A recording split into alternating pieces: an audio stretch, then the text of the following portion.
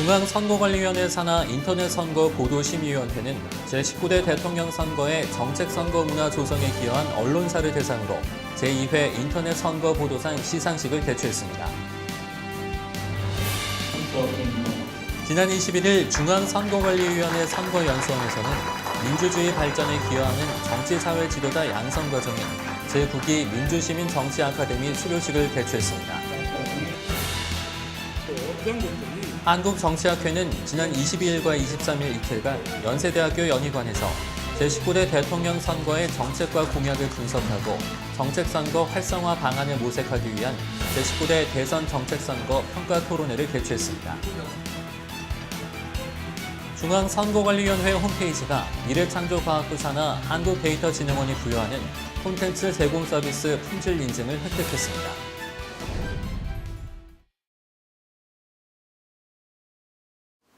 여러분 안녕하십니까? 한국선거방송 뉴스입니다. 첫 소식입니다. 중앙선거관리위원회 산하 인터넷선거보도심의위원회는 지난 22일 한국프레스센터에서 제2회 인터넷선거보도상 시상식을 개최했습니다. 제19대 대통령 선거의 정책선거 문화 조성에 기여한 언론사를 시상하기 위해 마련된 이번 시상식에는 대선 후보를 움직이는 사람들이라는 기사를 기획보도한 중앙일보가 대상 수상의 영예를 안았습니다. 중앙선거관리위원회 산하 인터넷선거보도심의위원회는 지난 22일 한국프레스센터에서 제2회 인터넷선거보도상 시상식과 제19대 대선 선거보도평가 및 심의제도 개선 방안 세미나를 개최했습니다.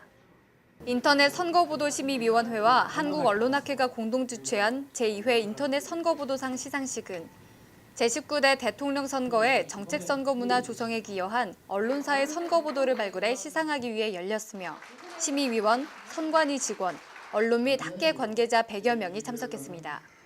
이 인터넷 선거 보도상 시상식 역시 인터넷 언론에 대한 규제 중심의 정책보다는 언론사의 자율적인 공정보도 분위기를 장려하기 위해서 마련한 자리입니다. 유권자가 참여하는 정책 중심의 선거 문화를 권장하기 위하여 제정하게 된 이 상의 취지와 의미가 더욱 알려지기를 기대합니다.